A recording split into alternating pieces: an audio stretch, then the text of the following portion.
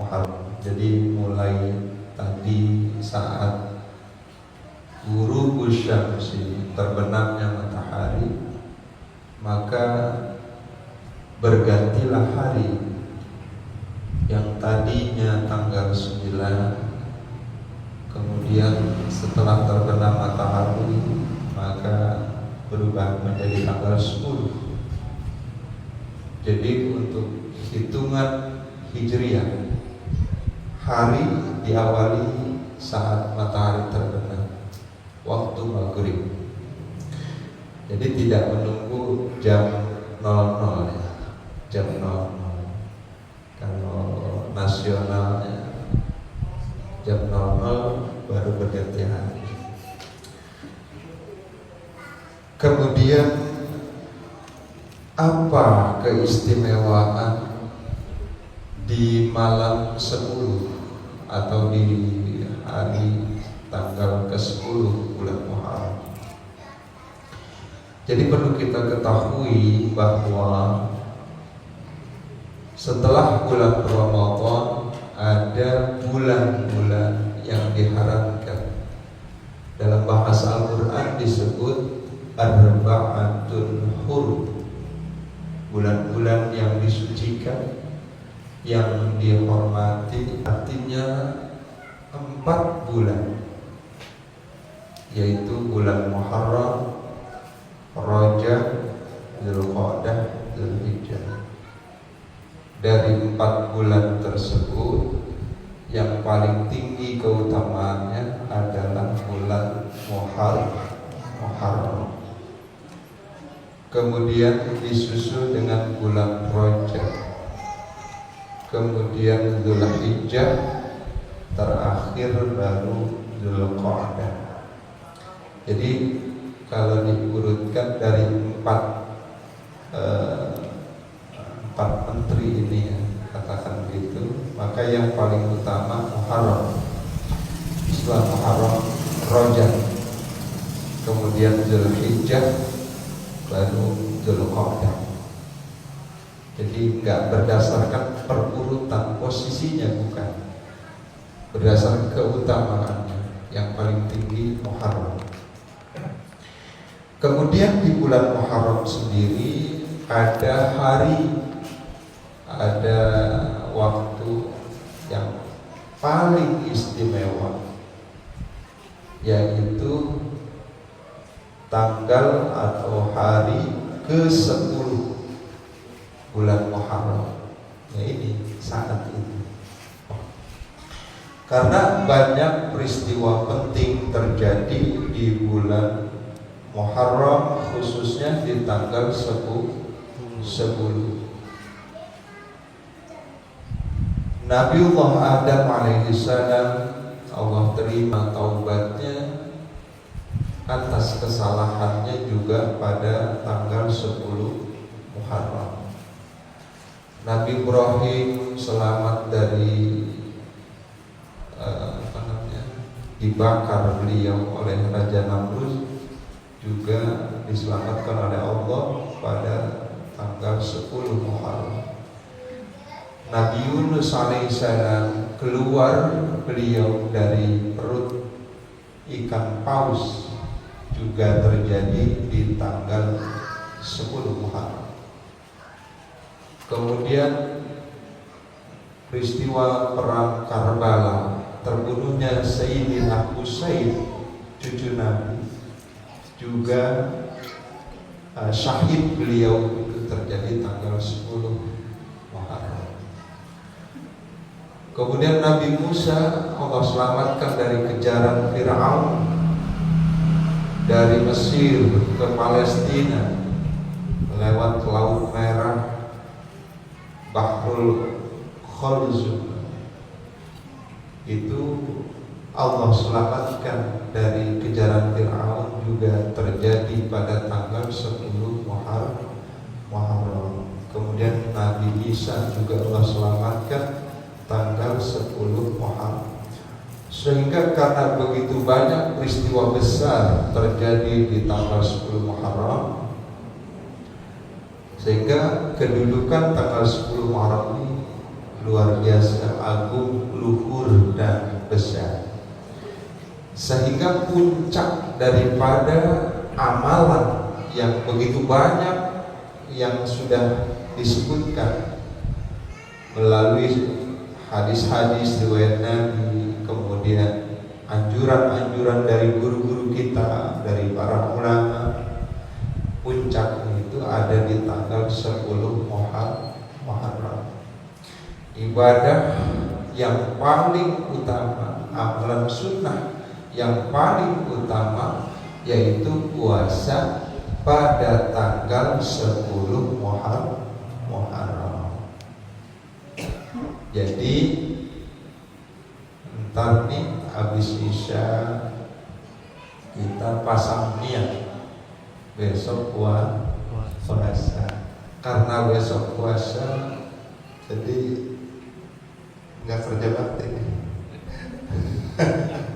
Ya, jadi kita nggak kerja bakti dulu ya besok ya. Kita beri kesempatan jamaah yang saya yakin antusias masyarakat jamaah Musyola Nurul Hikmah melalui kajian-kajian taklim, semangatnya, girohnya dalam rangka mendekatkan diri kepada Allah Subhanahu wa Ta'ala melalui menjalankan amalan-amalan sunnah. Mudah-mudahan besok kita puasa ya. Jadi mulai malam ini kita pasang niat, besok kita puasa, karena puncaknya itu di tanggal 10 Muharram. Nah, puasa 10 Muharram atau disebut dengan Asyura, yang terambil dari kata Asyrah, artinya 10, itu sudah dikenal sejak dahulu kala oleh bangsa Arab. Jadi orang-orang Arab itu sudah begitu familiar dengan tanggal 10 Muharram atau disebut dengan hari Asyura. Mereka puasa, orang-orang Arab itu puasa, yang muslim, non muslim, kafir sekali berpuasa pada tanggal 10 Muharram. Nabi kita itu saat itu di Mekah juga puasa, tapi ini Nabi puasa belum diperintahkan. Nabi belum meworo-woro gitu ya kepada sahabat dan umatnya. Jadi Nabi puasa hanya untuk dirinya sendiri. Nabi saat itu masih di Mekah. Kemudian ketika Nabi hijrah ke Madinah, maka pada tahun kedua Hijriah turun perintah puasa Ramadan. Setelah turun puasa Ramadan, maka puasa yang tadi biasa dilakukan Nabi seperti Muharram, kemudian Ayyamul Bid, itu sama Nabi. Kemudian kata Nabi, setelah turun perintah puasa Ramadan, kalau mau ngerjain monggo, enggak juga enggak apa-apa. Tapi sebelum itu puasa ini, puasa Muharram di tanggal 10 Muharram, Asyura, Ayyamul Bid, itu sangat dianjurkan, bahkan disyariatkan ya. Meskipun kedudukannya tidak wajib, sunnah, tapi sangat-sangat dianjurkan. Karena umat terdahulu, nabi-nabi terdahulu seperti Nabi Adam, Nabi Nuh juga berpuasa di tanggal 10 Muharram. Nah, pada saat Nabi setelah hijrah dari Mekah ke Madinah, kemudian Nabi di Madinah ketika sedang jalan-jalan begitu kira-kira, Nabi kemudian mendapati orang-orang Yahudi. Kata Nabi, mahal kira-kira begini, hari apa ini? Apa yang kalian lakukan? Kata orang-orang Yahudi, kami ini semua berpuasa. Itu pada tanggal 10 Muharram. Kami ini semua berpuasa. Kata Nabi, lantaran apa kalian berpuasa?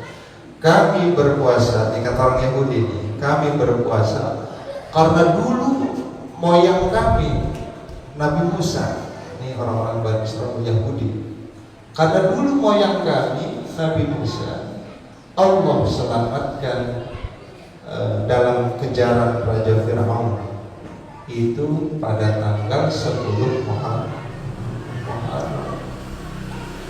Itu orang-orang Yahudi puasa. Kemudian kata Nabi, ahaqqu minkum bi Musa. Kata Nabi, nahnu ahaqqu minkum bi Musa. Kami ini justru lebih berhak daripada kamu terhadap Nabi Musa. Maka kemudian setelah itu Nabi memerintahkan semua sahabat-sahabatnya untuk melaksanakan puasa 10 Muharram. Dulu waktu Nabi di Mekah, Nabi itu puasa Muharram ya puasa untuk dirinya aja, nggak ngajak-ngajak gitu. Meskipun orang pada umumnya saat itu sudah mengenal tentang hari Asyura itu, sebagian itu banyak yang sudah berpuasa. Tapi setelah kejadian ini, maka Nabi mungkin begini, wah dia aja yang Yahudi puasa gara-gara Nabi Musa. Makanya kata Nabi, nahnu ahaqqu minkum bi Musa. Kami ini sebetulnya lebih berhak daripada kamu terhadap Nabi Musa. Nah, setelah itulah kemudian Nabi mengumumkan, memerintahkan kepada para sahabat-sahabatnya untuk melaksanakan puasa Asyura. Ini nggak wajib, tapi sangat diperhatikan oleh Nabi. Jadi ketahuan nih sahabat-sahabat ini, yang puasa ketahuan, yang nggak puasa juga ketahuan. Saking dipantau oleh Nabi, karena begitu pentingnya, begitu utamanya puasa di tanggal 10 Muharram. Ini yang kemudian menjadi dalil bahwa puasa 10 Muharram atau hari Asyura amat sangat dianjurkan. Itu banyak dalil-dalil, riwayat-riwayat yang menganjurkan perintah puasa hari Asyura. Kemudian setelah itu, ketika Mekah, Fathu Makkah, ditaklukkannya kota Mekah oleh umat Islam. Karena dulu kenapa Nabi sampai hijrah, karena Mekah ini udah dikuasain oleh orang kafir Quraisy. Nabi itu nggak punya posisi, diancam, diintimidasi. Akhirnya sama Allah suruh hijrah ke Madinah. Setelah Islam kuat di Madinah, direbut lagi Mekah, ditaklukkan. Dalam bahasa sejarah disebut Fathu Makkah. Setelah Fathu Makkah ini kemudian Rasulullah SAW berpikir, Rasulullah itu pengen nih mah kalau kita buat, tapi ini mah ibaratnya ini apa kepinginan Rasulullah, kalau kita puasa cuma tanggal 10 doang pakai nggak beda jauh kita sama dia. Karena mereka di Yahudi puasanya tanggal 10. Makanya Nabi bilang begini akhirnya, kata Nabi, kalau umur saya sampai tahun depan, la asuman dan tanasya, niscaya aku akan mengerjakan puasa pada tanggal 9 yang disebut hari atau tanggal 9 Tasu'ah, yang tadi nih hari Sabtu ya, hari Sabtu. Nah inilah kemudian Nabi tahun berikutnya wafat, meninggal dunia. Apa yang tadi sudah disampaikan Nabi belum pernah mengerjakannya. Jadi puasa Tasu'a itu Nabi memang udah punya niat nanti tahun depan kalau umur saya sampai, saya berniat akan puasa tanggal 9 Muharram, hari Tasu'a. Tiba-tiba Nabi wafat. Sunnah ini belum pernah dikerjakan Nabi, apalagi nyontoin, belum. Tapi ini karena Nabi bicara di hadapan para sahabat-sahabatnya, tapi sunnah ini tetap dilaksanakan oleh para sahabatnya, bahkan sampailah sunnah ini kepada kita. Kita pun melaksanakan tanggal 9 juga, tanggal 10-nya juga. Karena tanggal 9 ini selain ini adalah angan-angan Nabi, cita-cita Nabi yang mau melaksanakan puasa di tanggal 9 Muharram. Ini juga sebagai pembeda dengan apa yang sudah dikerjakan orang-orang Yahudi. Makanya di dalam riwayat yang lain kata Nabi, kalau nggak bisa tanggal 9, nanti tanggal 11. Jadi biar ada gandengannya, Jadi makanya intinya 3 hari. Ya, ini intinya 3 hari.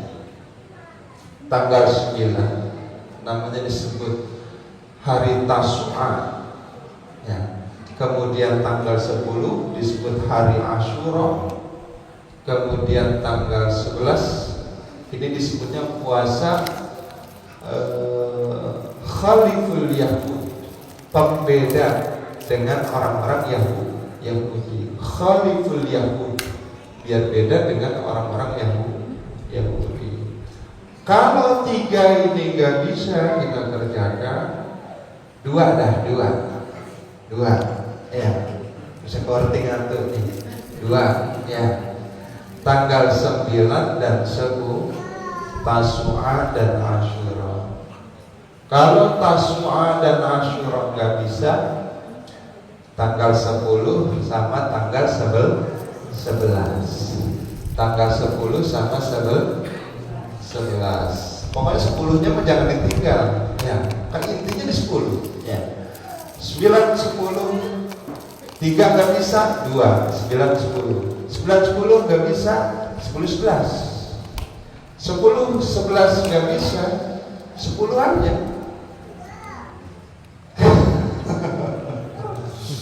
10 masih nggak bisa juga, buka Johor aja dah. Kebangetan banget ya, nawar dulu. Kalau 10 nggak bisa, udah buka Johor aja. Saya pagi doang ya. Ya. Itu udah mentok banget ya. Kalau tanggal 9 nggak bisa, 11 nggak bisa, ya udah 10 aja. Itu udah cakep ya, 10. Karena puncaknya ada di tanggal 10. Kemudian ini siangnya kan kita puasa ya. Malamnya nih, ini malam sekarang nih, malam tanggal 10, ada banyak amalan itu ditulis oleh guru-guru kita para ulama. Di antara amalan sunnah yang gede ganjarannya, ini tidak terlepas dari yang kemarin sudah saya sebutkan, ada 12, yaitu sholat sunnah tasbih. Ini biasa dilakukan oleh ulama salafus saleh, orang-orang soleh terdahulu. Sholat tasbih boleh tadi pada maghrib, boleh nanti pada isya, boleh tengah malam, boleh besok juga masih boleh. Sholat sunat tasbih. Kalau kita nggak bisa ngerjainnya, atau kita misalnya malas ngerjainnya sendiri, kita bareng-bareng, ya enggak? Lebih gampang ya. Misalnya ntar habis isya kita sholat sunat tasbih sebelum, tapi nasi keburu kering kan. Iya, lama ya.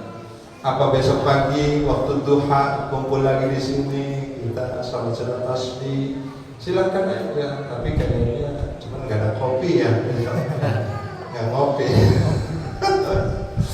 Ya, bagus. Sholat sunat berapa rakaat? Sholat sunat tasbih berapa? 4 rakaat. Ya. Kalau malam kita mengerjakannya lebih utama 2 rakaat salat, 2 rakaat salat. Kalau siang 4 rakaat bisa sekaligus. Tuh. Malam ini mas sebetulnya nih jatuhnya malamnya nih ngerjainnya. Ya, karena besok nih amalan yang paling utama puasa siangnya. Malam ini saya berpesan buat diri saya dan semuanya, nanti malam kita hidupkan malam 10 Muharram ini dengan melaksanakan berbagai rangkaian ibadah-ibadah sunnah. Di antara yang utama sholat sunnah tasbih. Udah saya sampaikan ya tentang sholat sunnah tasbih. Buka lagi nanti bukunya, ya bukunya bagaimana kaifiah cara pelaksananya. Kemudian kata ulama, bagus habis sholat sunat tasbih, zikir yang dibaca adalah hasbunallah wa ni'mal wakil, ni'mal maula wa ni'man nasir. Iku diwoco ping 70, baca 70 kali. Punya tasbih Pak, beli tasbih ya, tasbih ya. Kalau enggak yang sekarang kan ada yang digital, bisa dipencet-pencet ya. Pencet ya. Berbentuk cincin bisa ada sekarang. Pokoknya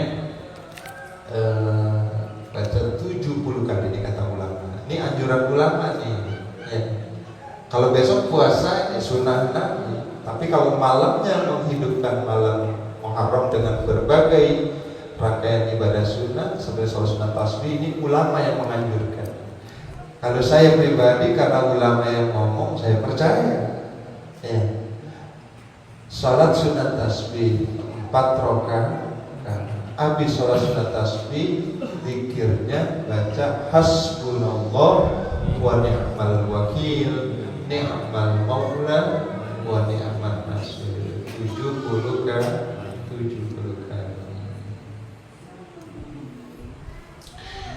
Catat ya? Catat apa? Diketik ya? Iya, diketik ya, bukan dicatat ya. Buku mah tapi bawa. Kemudian setelah baca wiridnya itu hasbunallah ni'mal wakil, ni'mal maula wa ni'man nasir, baca surah Al-Fatihah ping itu 7 kali. Baca 7 kali. Baca Fatihah 7 kali.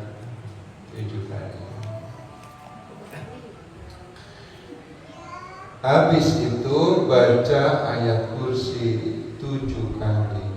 Ayat kursi 7 kali. Tapi setiap baca awali dengan bismillah. Bismillahirrahmanirrahim. Allahu la ilaha illa huwal hayyul qayyum, la ta'khudhuhu sinatun wa la nawm, dan seterusnya ya sampai selesai 7 kali. Habis baca ayat kursi, kemudian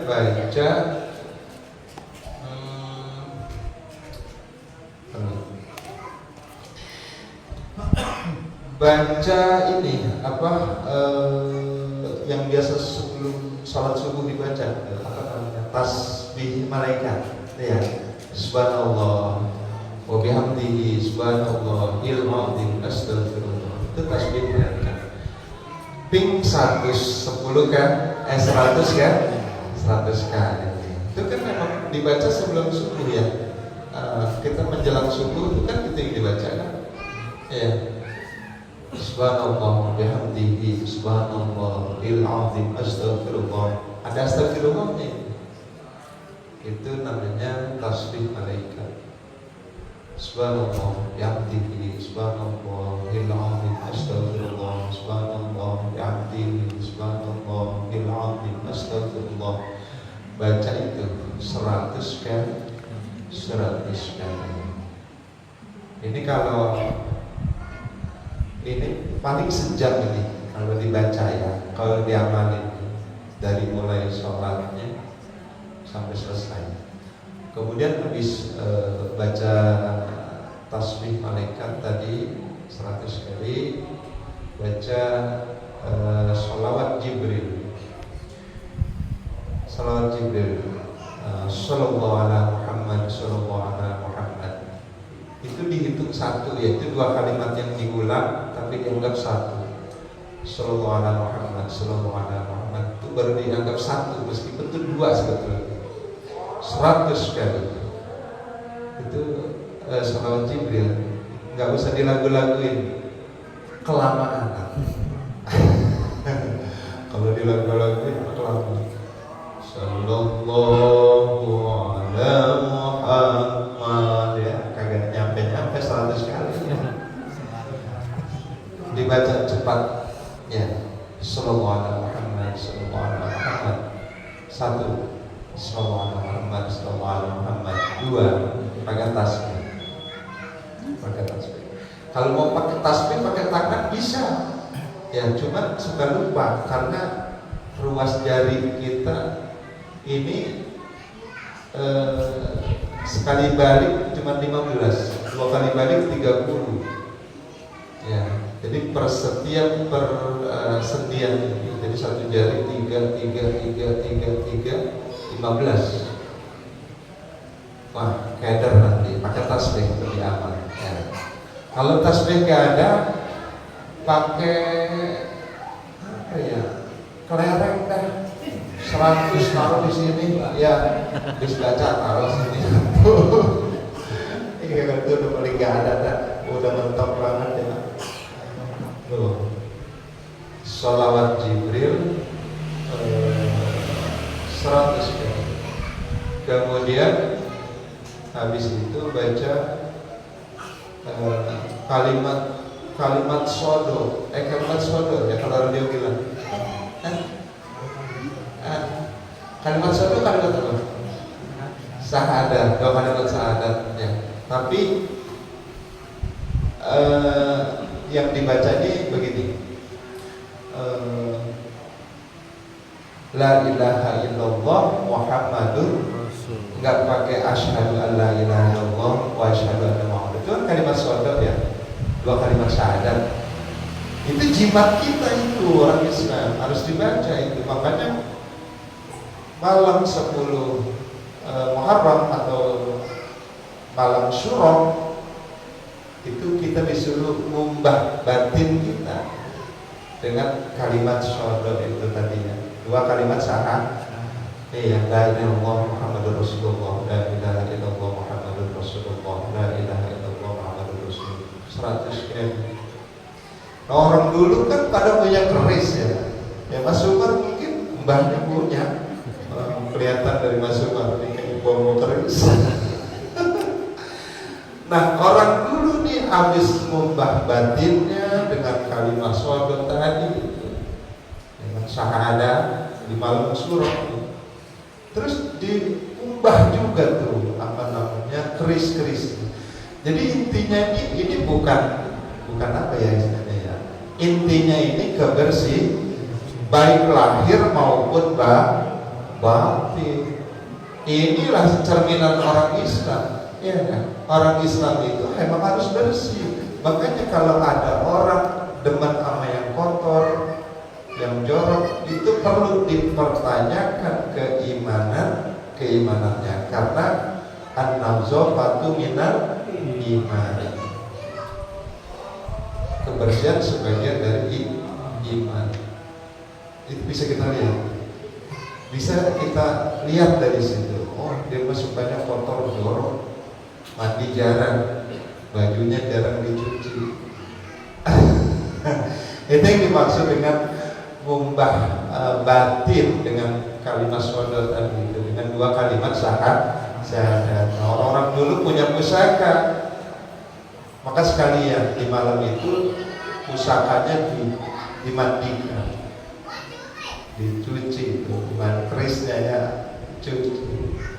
Jadi sebetulnya itu nggak ada sangkut pautnya dengan yang negatif ya. justru positif. Nah, biasanya kita punya pusaka kan jarang kita, nggak mungkin kita mainin ya, dan mungkin jarang kita lihat, jarang kita buka, maka kan pasti akan kotor. Makanya ya itulah setahun sekali dilihat, ya dibersihkan, maksudnya begitu. Ya. Berapa kali tadi? 100 kali. 100 kali. La ilaha illallah Muhammadur Rasulullah. Dan setelah itu kalau punya cicilan baca surat Al-Ikhlas yang 1000 kali, kemarin sudah disampaikan, belum lunas, lunasin. Lunasin. Ya. Tapi kalau misalnya kemarin belum sempat baca surat Al-Ikhlas 1000 kali kan banyak ya. Mau dibaca nanti malam nih, asal siap kopinya ya, duduk dari jam 1 sampai subuh ya, insya Allah selesai ya. Cepat aja bacanya ya, yang penting dalam kondisi berjaga, artinya kita tuh sadar yang kita baca, jangan kita ngantuk. Ini tasbih kalau kita zikir 100 baru dapat separuh jatuh, itu jangan diterusin, kudu ngulang. Kenapa sampai seperti itu? Jadi angka-angka ini penting. Ini saya juga pernah bertanya sama guru saya, kenapa ini harus dibaca sekian, ini sekian, kenapa enggak dilebihkan aja gitu. Jadi angka-angka seperti misalnya 313, 1000, kemudian 200, 250, itu angka-angka ini itu dulu saat doa ini dibaca, ketika pada angka tertentu Allah kabulkan hajatnya, maka kemudian dicatat itu.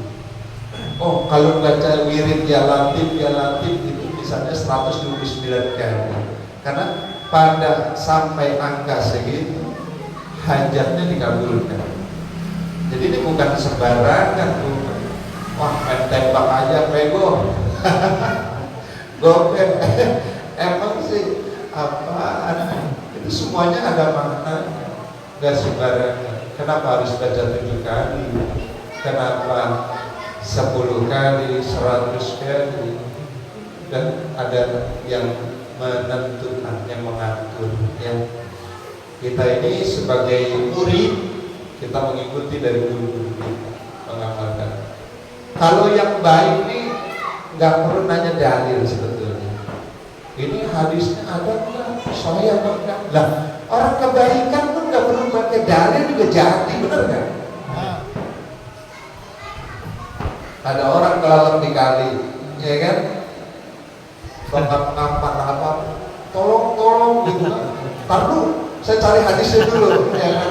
Lah kalau mati nih orang. Setiap kebaikan dia nggak melanggar syariat, bahkan menjadi anjuran dalam agama, maka nggak perlu dalil tuh. Sebetulnya kalau bicara logis dan sederhananya, nggak perlu dalil. Hal-hal yang baik kerjakan dulu, silakan. Karena dari hal-hal yang baik, yang sunnah-sunnah itu menguatkan keislaman kita. Tuh Al-Quran bilang wala tamutunna illa wa antum, di surat Al-Imran itu, jangan kamu mati kecuali dalam beragama Islam. Nah, untuk menguatkan keislaman kita itu bagaimana caranya? Yaitu tadi melaksanakan ketaatan, baik yang wajib maupun yang sunnah. Jangan sebaliknya. Kalau melaksanakan kemaksiatan, maka dapat meruntuhkan keislaman kita. Jangan sampai kita keluar dari dunia ini tidak membawa iman, artinya mati dalam keadaan kafir. Naudzubillah. Ini sebelum saya tutup, mungkin ada yang mau bertanya. Kalau kaifiah puasa mah sama aja ya, cuma puasa sunnah lebih longgar. Kalau misalnya lupa niat malamnya, baru ingatnya jam 8, tapi dari subuh sampai jam 8 belum minum, belum makan, niat di situ jadi puasanya, puasa sunnah. Ibu punya utang Ramadan kemarin, ibu biasanya punya utang, mau digabungin nih, boleh nggak? Boleh, silakan aja, gabung, nggak apa-apa, dapat pahala 2 ternyata, ya silakan aja kalau mau digabung. Tuh, dia mau nanya kan? Amin puasa. Ya, Mas Ari. Kalau sholat witirnya sudah dilakukan, jika sholat witir kan dilakukan di akhir waktu, itu nggak apa-apa atau? Maksudnya, terus udah sholat witir, sholat lagi? Iya, baru sholat lagi. Oh gitu. Kalau kita sholat witir, getak atau getaknya, habis isya, ba'da isya kita sholat witir. Ya. Malam kita bangun tahajud di sana. Apakah witirnya sholat lagi? Enggak bisa. Witir itu cuma sekali semalam.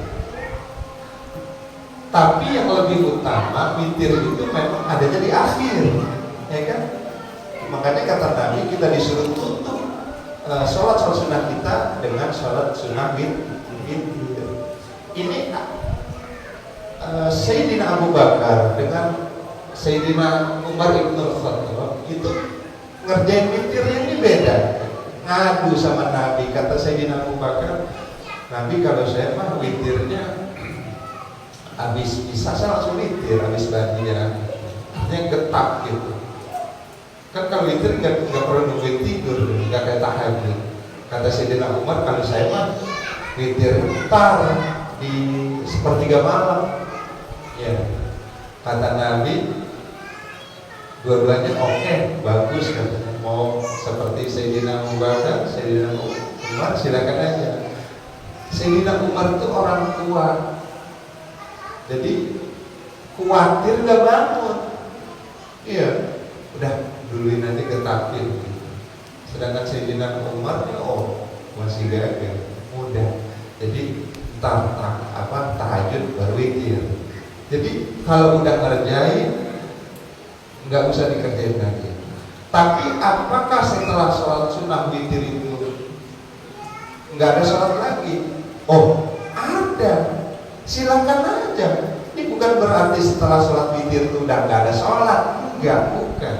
Yang dimaksud sholat witir itu sebagai penutup sholat sunnah, itu maksudnya menempatkan witir itu lebih utama di akhir sholat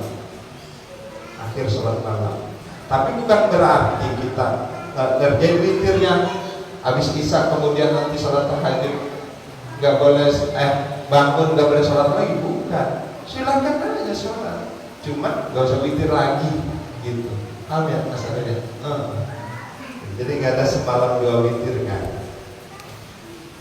Ada lagi?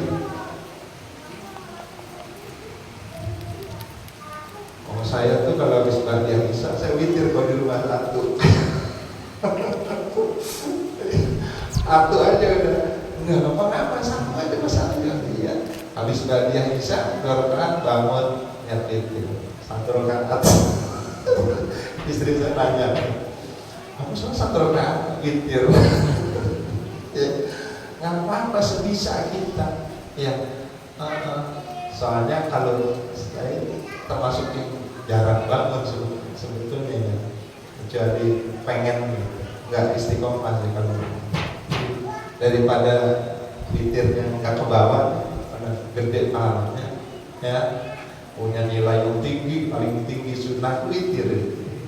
Makanya kalau Imam Hanafi menambahkan jumlah sholat itu menjadi 6 waktu witir. Witir itu menurut Imam Hanafi wajib. Makanya pengikutnya itu mengerjakan witir. Kita Imam Syafi'i sunnah, tapi sunnah yang punya nilai tinggi. Makanya nggak bisa 3 nih, 1 aja udah. Satu pahalanya gede banget. Iya.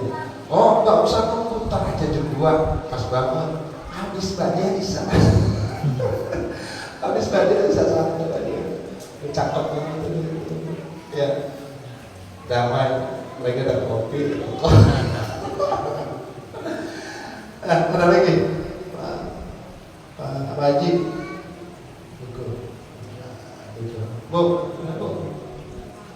cukup ya, jelas ya.